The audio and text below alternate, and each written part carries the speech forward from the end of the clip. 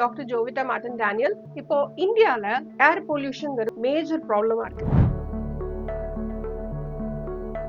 எத்தனை பேர் வீட்டுல சைனசைட்டிஸ், காஃப், அலர்ஜி அப்படின்னு சொல்லி ஒவ்வொரு வீட்லயும் சின்ன குழந்தைங்கள்ல இருந்து பெரியவங்க வரைக்கும் ஏதாவது ஒரு ப்ராப்ளம், காலைல எந்திரிச்சோன்னா தலைவலி, ஸ்னீசிங், ஆஸ்மாட்டிக் எக்ஸாசர்பேஷன்ஸ், இந்த மாதிரி நிறைய பேரோட வீட்டுல பிரச்சனைகள் இருக்கு. இதுக்கெல்லாம் காரணம் என்னன்னு யாராவது நம்ம யோசிச்சு பார்த்தோம்னா முக்கியமான காரணம் ஏர் பொல்யூஷன். இப்ப ரீசெண்டா நீங்க எல்லாருமே நியூஸ்ல பார்த்திருப்பீங்க, Delhi is declared as one major hazardous air polluted country. India எடுத்துட்டீங்கன்னா ranks second out of the 252 countries in air pollution. அப்பனா இது ஏன் முக்கியமா நம்ம யோசிக்கிறோம் அப்படின்னு பாத்தீங்கன்னா, இப்போ ஒரு மனுஷன் சாப்பாடு இல்லாம few weeks இருக்கலாம், தண்ணி இல்லாம few days இருக்கலாம், காத்து இல்லாம இருக்க முடியுமா? ஏர் குவாலிட்டி இண்டெக்ஸை நம்ம எப்படி ஸ்ட்ராட்டிஃபை பண்ணுவோம் அப்படின்னு பாத்தீங்கன்னா, there is a parameter called as particulate matter 2.5 or particulate matter 10, which is measured in microgram per meter square. என்ன particulate matter அப்படின்னா என்ன அப்படின்னு கேட்டீங்கன்னா, சின்ன solid and liquid droplets and particles which are suspended in the air. அதனோட லெவலை நம்ம கணக்கு பார்த்தோம்னா இவ்வளவுதான் இருக்கணும், ஒரு சேஃப் ஏர் ஃபார் பிரீதிங்க்கு இவ்வளவுதான் இருக்கணும்னு இருக்கு. ஒரு மணி நேரத்துக்கு அந்த level it should be less than 25. ஒரு 24 ஹவர்ஸ்க்கு அந்த லெவல் 12.5 தான் இருக்கணும். இதுவே இந்த லெவல் 25 to 50 போயிடுச்சுன்னா இட் இஸ் ஃபேர். அப்ப yellow இண்டிகேட்டர். இது புவர் இண்டிகேட்டர்னா இந்த லெவல் 100 போயிடுச்சுன்னா, very poor 100 to 300. as hazardous is more than 300. சென்னையில உள்ள மீடியன் ஏர் குவாலிட்டி இண்டெக்ஸ் என்ன தெரியுமா? உங்களுக்கு ஷாக்கிங்கா இருக்கும், 243. இப்ப ரீசெண்டா லாஸ்ட் 2 டேஸ்ல உள்ள ஏர் குவாலிட்டி இண்டெக்ஸ். இது டெல்லியோட ஏர் குவாலிட்டி இண்டெக்ஸ் தெரியுமா உங்களுக்கு? 494. அப்படின்னா என்ன? It has become hazardous. 494 நாங்க கிட்டத்தட்ட 49 சிகரெட்ஸ் ஒரு நாளைக்கு புடிச்சா ஒரு ஸ்மோக்கருக்கு என்ன பிரச்சனை வருமோ அந்த அளவுக்கு எஃபெக்ட் காஸ் பண்ணும். இப்ப இந்த ஏர் குவாலிட்டி இண்டெக்ஸ் மோர் தென் 300 இருந்தா ரொம்ப டேஞ்சரஸ், அதாவது ஹசார்டஸ்னு சொன்னேன் இல்லையா? இப்போ புவர் குவாலிட்டி இண்டெக்ஸ், அதாவது 100 இல்ல 100 to 300 இருந்தாலும் கூட இந்த முக்கியமா இந்த osmotic people, chronic obstructive airway disease அப்படின்னு சொல்ற இந்த மாதிரி சிஓபிடி அந்த மாதிரி இருக்கக்கூடியவங்களையும் ரொம்ப பாதிக்குது. இப்ப ஏர் பொல்யூஷன்னால என்ன ஆகும்னா, diabetes, hypertension, neurological complications இதெல்லாம் கொஞ்சம் அதிகமாகும். கண்ணு irritation, cough, wheezing, heart and lung இஷ்யூஸ்னால ஹாஸ்பிட்டலைஸ் ஆகிற ஒரு நிலைமை வருது. Difficulty in breathing, recurrent infections, அதனால ஐசியூ அட்மிஷன்ஸ், அப்புறம் cardiovascular illnesses are getting exacerbated because of the pollution. So இந்த மாதிரி பட்ட ப்ராப்ளம்ஸ் வருது. ஸோ இப்போ இந்த பார்ட்டிகுலேட் மேட்டர் கொஞ்சம் ஹையா இருக்கிறதுனால வெறும் லங் சுவாச பிரச்சனை மட்டும்தான் வருதா, வெறும் சைனசைட்டிஸ், அலர்ஜிஸ், ஆஸ்மா இதெல்லாம் தான் வருதா அப்படின்னு கேட்டீங்கன்னா கிடையாது. இதை விட மோசமான வேலைகளை சிலது பண்ணுது. அது என்னங்கறத குவிக்கா நான் சொல்றேன். சீக்கிரமா ஒருத்தருடைய லைஃப் ஸ்பேனை டிக்ரீஸ் பண்ணும்.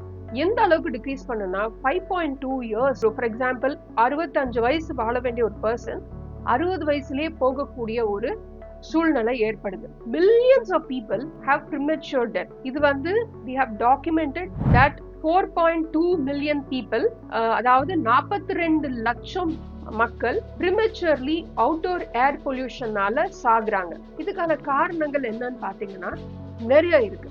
Indoor air pollution and outdoor air pollution அப்படின்னு ரெண்டா பிரிக்கிறோம். இன்டோர் ஏர் பொல்யூஷன் இது இப்ப நிறைய வீடுகள்ல பாத்தீங்கன்னா அப்பாவோ அண்ணனோ தம்பியோ யாரோ ஒருத்தர் ஸ்மோக்கிங் பண்றப்ப அவங்களையும் பாதிக்கும். ஆஸ் an active smoker வீட்டுல உள்ள மத்தவங்களுக்கு, அதாவது passive smokers அவங்களையும் பாதிக்கும். அப்புறம் குக்கிங், சமைக்கும் பொழுது பார்ட்டிகல்ஸ் தெரிக்கும் இல்லையா, அதனால ஏற்படக்கூடிய சில பொல்யூஷன். ஸோ அப்ப என்ன பண்ணுவோம், நம்ம உடனே எக்ஸாஸ்ட் போடுவோம். அப்புறம் ஃப்ரேக்ரன்சஸ், கேண்டில்ஸ் நல்ல ஃப்ரேக்ரண்டா இருக்கணும் வீட்டுல அப்படின்னு போடுவோம். ஊதுபத்தி வைப்போம், சாம்பிராணி போடுவோம். இப்ப பாத்தீங்கன்னா சின்ன குழந்தைங்களுக்கெல்லாம் சாம்பிராணி போட்டு முடி ஆத்துறாங்க. அதெல்லாம் அந்த காலத்துல ஏதோ விஷயத்துல யூஸ் பண்ணிருக்காங்க. ஆனா people have fail to understand that அது மாதிரி பண்ணோம்னா சின்னவங்க பெரியவங்க எல்லாருமே பாதிக்கும். இப்போ அவுட்டோர் ஏர் பொல்யூஷன் வருவோம். அவுட்டோர் ஏர் பொல்யூஷனுக்கு நிறைய ரீசன்ஸ் இருக்கு.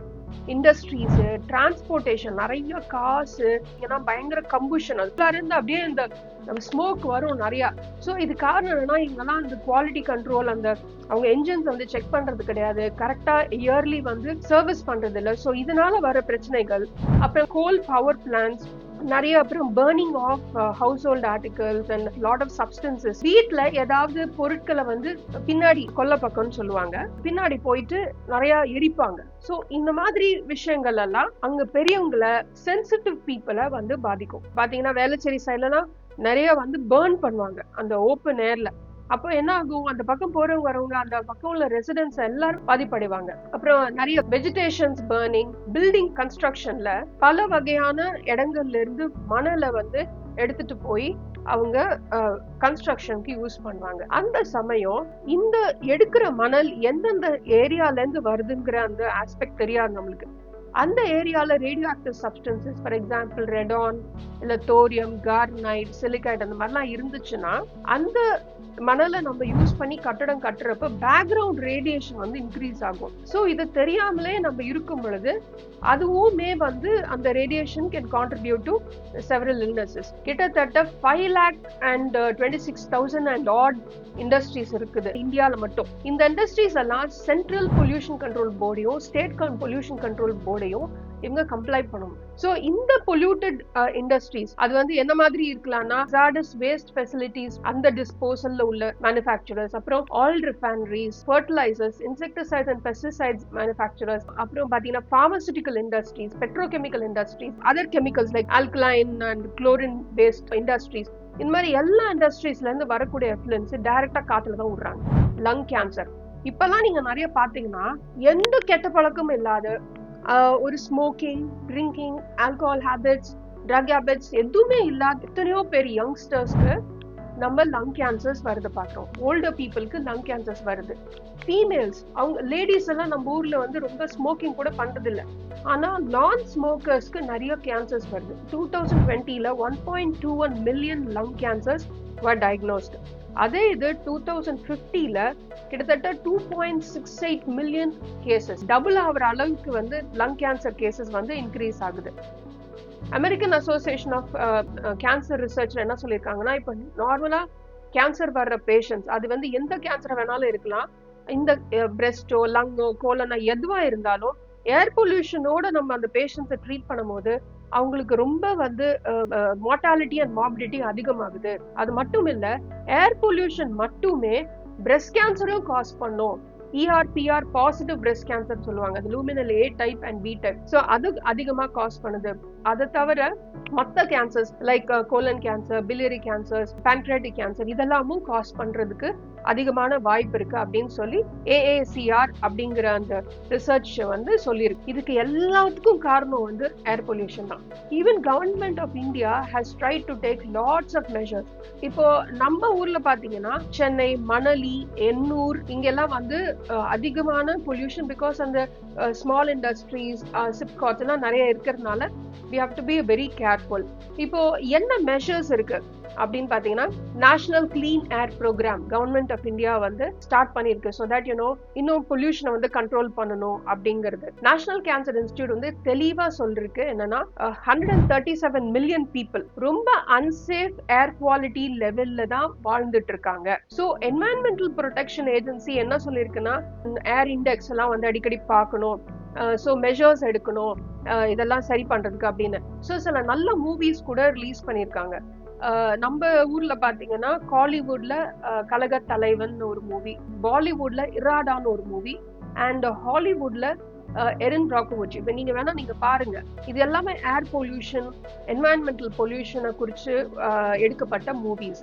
இப்ப என்னன்னா ஸ்ட்ராட்டஜிஸ் ஃபாலோ பண்ணி இந்த ஏர் பொல்யூஷன் நம்ம தடுக்கலாம் அப்படின்னு பாத்தீங்கன்னா, நம்ம வீடுகள்ல நீங்க வந்து இன்னைக்கு நீங்க தொடச்சிங்கன்னா நாளைக்கு திரும்ப வந்து ஒரு திக் லேயர் ஆஃப் டஸ்ட் படியுது. ஸோ எல்லா இடத்துலயும் அப்படிதான் இருக்கு. இப்ப டெல்லியில எல்லாம் போய் பாத்தீங்கன்னா லீவ்ஸ், பிளான்ட்ஸ்ல எல்லாம் அப்படியே கோட்டிங் ஆஃப் டஸ்ட். அது மழை வந்தாதான் அது ஃபுல்லா வாஷ் அவுட் ஆகி கிளீன் ஆகும், அந்த அளவுக்கு டஸ்ட் இருக்கு. ஸோ நம்ம என்ன செய்யலாம், பேசிக்கா அந்த N95 மாஸ்க், பொல்யூஷன் மாஸ்க் அப்புறம் air purifiers with ஹெப்பா filters use பண்ணலாம். இது ஜென்ரல். ஸோ வீட்டில் வந்து என்னெல்லாம் செய்யலாம்னு பார்த்தீங்கன்னா, இந்த ஃப்ரேக்ரன்ட் பொருட்கள்லாம் நம்ம வந்து அவாய்ட் பண்ணிக்கலாம். Stop smoking. யாரெல்லாம் அந்த டொபாக்கோலாம் யூஸ் பண்றாங்களா இருந்தா அவங்க ப்ளீஸ் ஸ்டாப் ஸ்மோக்கிங். சிகரெட்ஸா இருக்கட்டும் இல்ல நார்மல் சிகரெட்ஸா இருக்கட்டும், ஸ்டாப் ஸ்மோக்கிங்.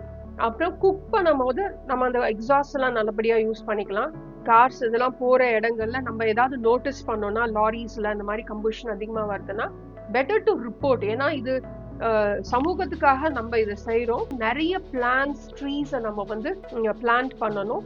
தேவையில்லாமல் நேச்சுரல் ரிசோர்சஸை நம்ம யூஸ் பண்ணிக்காம ஸ்விட்ச் to electric cars, metro vehicles use பண்ணலாம், பஸ்ஸஸ் யூஸ் பண்ணலாம், முடிஞ்ச அளவுக்கு சைக்கிள்ஸ் யூஸ் பண்ணலாம், நடந்து போகலாம். அதே சமயம் பாத்தீங்கன்னா ரொம்ப இப்ப ஏர் குவாலிட்டி இண்டெக்ஸ் ரொம்ப மோசமா இருக்கு அப்படின்னு தெரிஞ்சு போச்சு அப்படின்னா we can limit the exposure outside. அதாவது அந்த நேரத்துல வெளியில பிள்ளைங்களை அனுப்பாம நம்மளும் போகாம, அப்படியே போனாலும் மாஸ்க் போட்டுட்டு கொஞ்சம் ஏர் பியூரிஃபயர்ஸ் எல்லாம் வச்சு யூஸ் பண்ணிக்கிட்டோம்னா, அடிக்கடி வந்து steam inhalation, herbal tea, warm water அப்படி குடிச்சிட்டோம்னா நம்ம தொண்டையெல்லாம் கட்டாம காஃப் வராம இருக்கும்.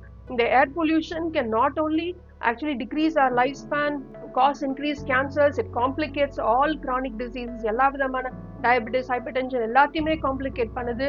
ஜென்ரலா எந்த ப்ரொஃபஷன்ல இருக்கவங்களையும் இது பாதிக்கலாம். இப்ப யாருக்காவது இந்த மாதிரி சிம்டம்ஸ் இருக்கு, சோர் த்ரோட் அதிகமா வருது, அடிக்கடி காஃப் வருது, வெயிட் லாஸ் இருக்கு, ஏதோ மூச்சு பிரச்சனை வருது, ஷார்ட்னஸ் ஆஃப் பிரெத் இருக்கு அப்படின்னா கண்டிப்பா நீங்க கரெக்டான டைம்ல போய் செக்அப் பண்ணிக்கிறது நல்லது. வெறும் செஸ்ட் எக்ஸ்ரே வந்து பத்தாது. இந்த மாதிரி சிச்சுவேஷன்ல ஒரு ஹை ரெசல்யூஷன் சிடி தேவைப்படும். பட் ரொட்டீன் செக்அப், இப்போ ஃபார் எக்ஸாம்பிள் ஒரு பொல்யூட்டட் கண்ட்ரில இருக்காங்க, ஒரு பொல்யூட்டட் சிட்டில இருக்காங்க லைக் டெல்லி அப்படின்னா ஒரு ப்ராப்பர் ஸ்கிரீனிங் ப்ரோக்ராம் தேவைப்படுது. லோ டோஸ் சிடின்னு சொல்லுவாங்க.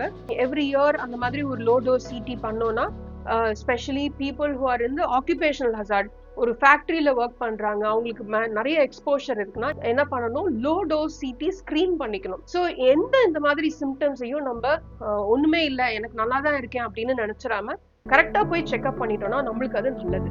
ஏர் பொல்யூஷனை கர்டெயில் பண்றப்ப நம்ம ஃபியூச்சர் ஜெனரேஷன்ஸ் நல்லபடியா இருப்பாங்க. I hope this content is useful.